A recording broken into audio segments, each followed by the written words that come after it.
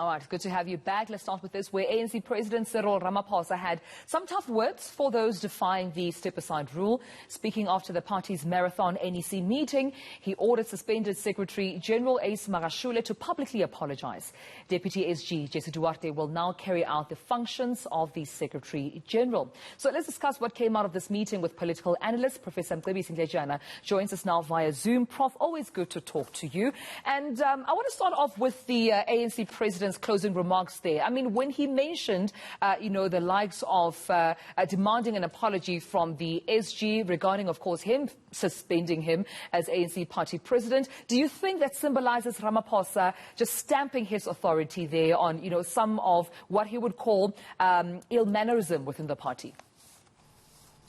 Yes, it does. It does show that exactly. There was a time when we were concerned that he really did not have control in the NEC.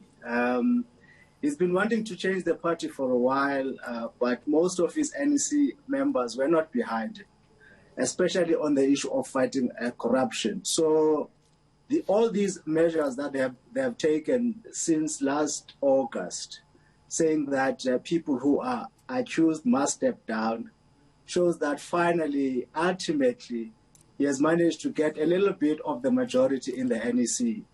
And there were concerns that the NEC might not stick to its decision that Magashule must step down within the 30 days.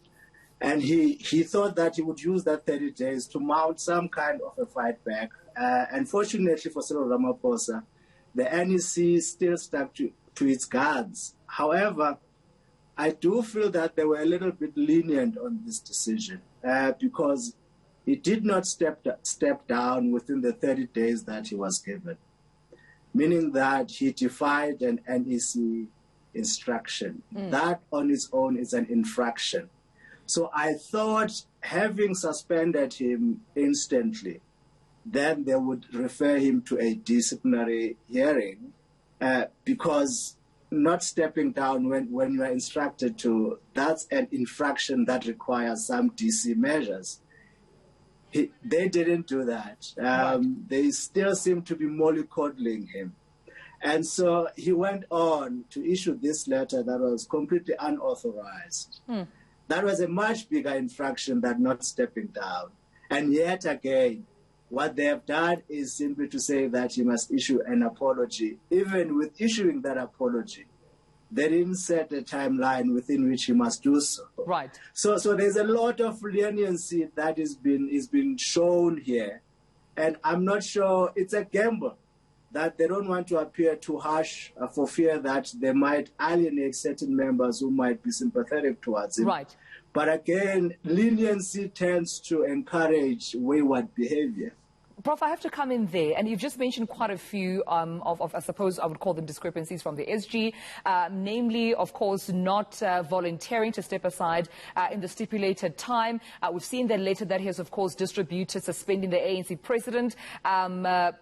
We could go on and on. With that being said, do you think that Ace Magashule will apologise to ANC President Cyril Ramaphosa as well as the NEC, or even the overall body of the ANC? Well, perhaps the threat that if he doesn't, then they will take him through a DC might be sufficient to push him towards apologizing. But it's not something that comes to him, instinctively. He has painted himself as a defiant figure, a very tough guy who is taking on the establishment, kind of. And so to apologize is to seem very weak. He would not, I doubt that he will do it instantly, but ultimately, because they said, if you don't apologize, we will punish you, he will most likely apologize, but most likely, on his own terms, maybe 2 weeks, 3 weeks down the line. I suppose we'll have to wait and see. And Prof, I wish I had more time, but that's where we'll have to leave it. Professor Mcebisi Ndletyana joining us via Zoom.